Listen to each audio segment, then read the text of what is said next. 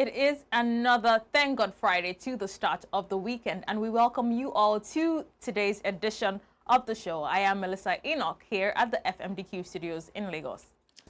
And I am Grace Agbaragu. It's the 10th of October. We hope you've all had a great week so far. All right, let's begin with your news now. The volume of crude oil sailing across the world's oceans has reached a record 1.2 billion barrels, the highest since at least 2016, as major producers ramp up output, according to Vortexa data. When including oil stored on stationary tankers, total stocks at sea are now at their highest level since 2020, when the pandemic led to mass floating storage. Supply is expected to keep rising into early 2026, with OPEC Plus's new output increase adding to the surplus.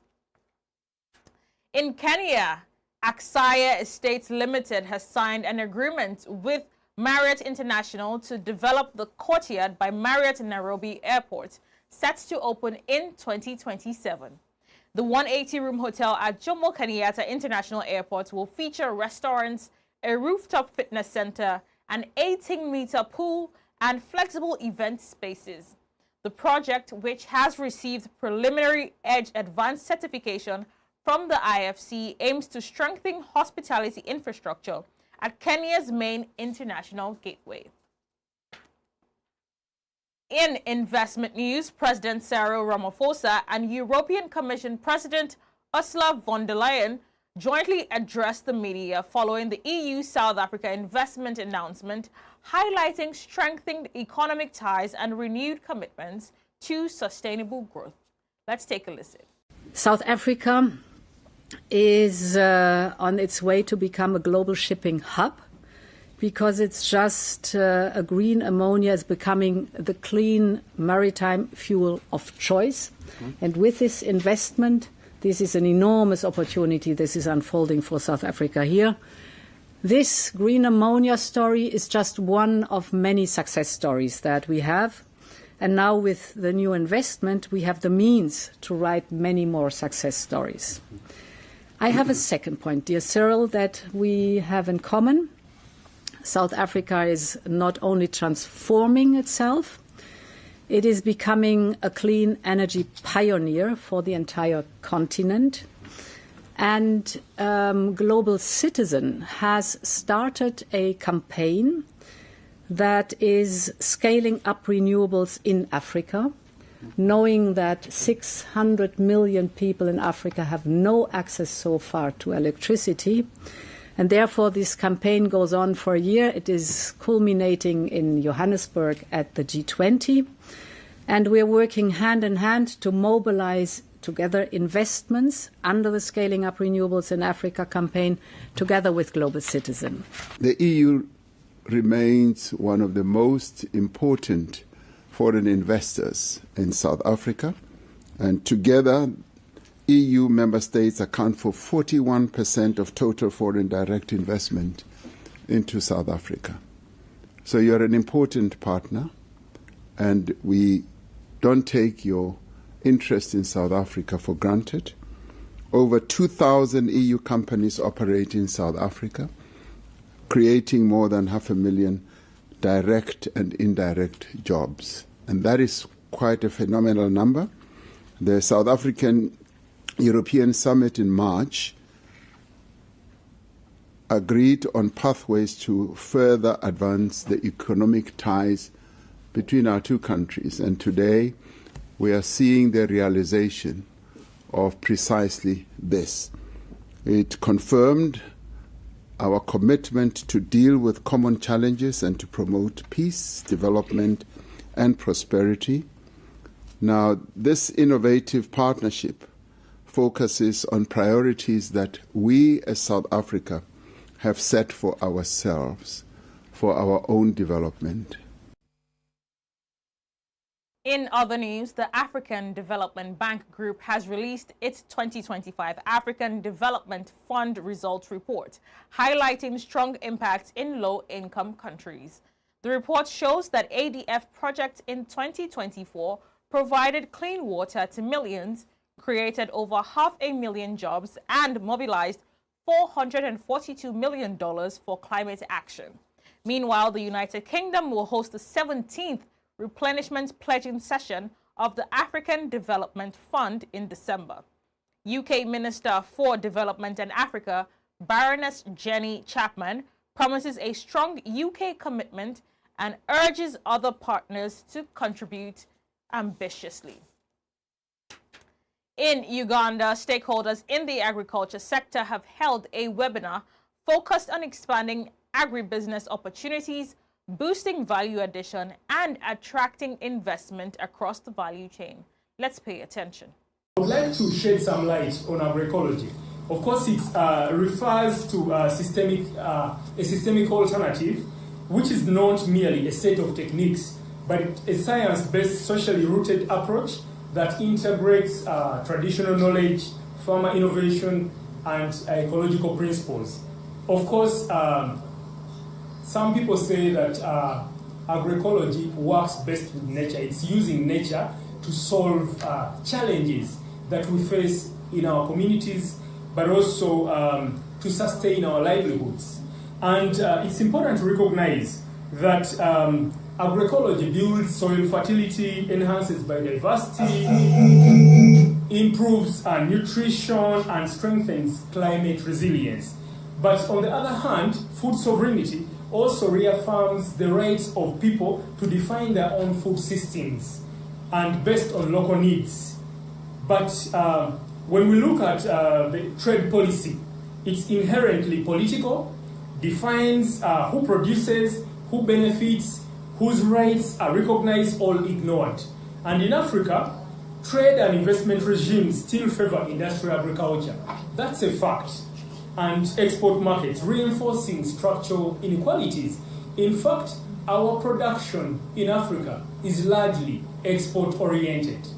And there are efforts across the continent by corporations to promote industrial mode of agriculture. Finally, on News Now, the Common Market for Eastern and Southern Africa, COMESA, has launched a digital payments platform to reduce transaction costs and enable trade settlements in local currencies. The system, called the Digital Retail Payments Platforms, aims to cut reliance on hard currency like the US dollar for cross-border payments. COMESA said pilot trials have begun between Malawi and Zambia, marking a major step towards cheaper, more efficient regional trade. I am Melissa Enoch, and that's it for News Now this Friday. Our show returns shortly with Grace Agbaragu at the FMDQ Archives Room for our Markets Rounds. Stick around.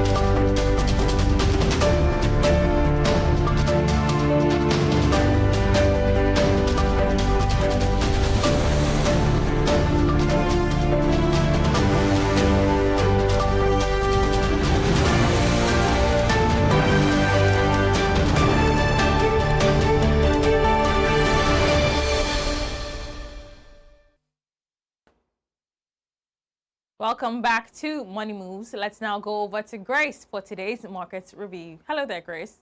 Hi, Melissa. Let's now track how the markets are wrapping up for the week, starting off with the equities.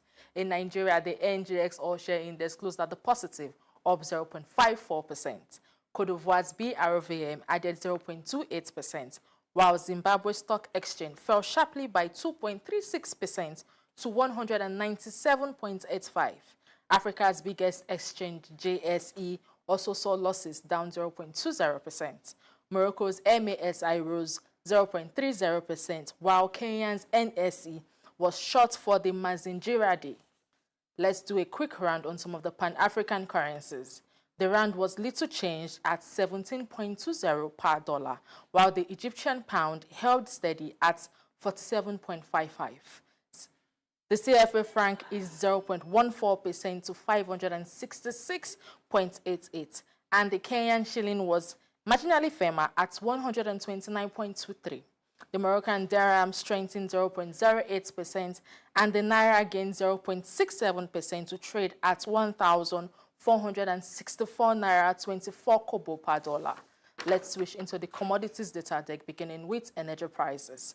Energy prices retreated with Brent crude down 1.50% at $64.24 a barrel, and US WTI losing 1.54% to $60.56. Natural gas slipped 2.32% to $3.19.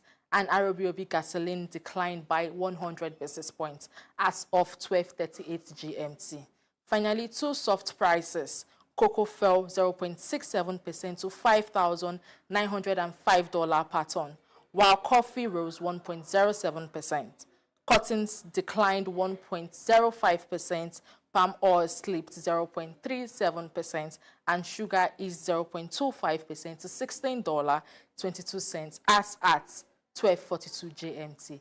And that's our Money Moves markets today. Back to you, Melissa. Grace, thank you very much for those markets updates. And that's it on this Friday's edition of Money Moves. From all of us here at the FMDQ studios, we say thank you very much for watching and do have a wonderful weekend, everyone.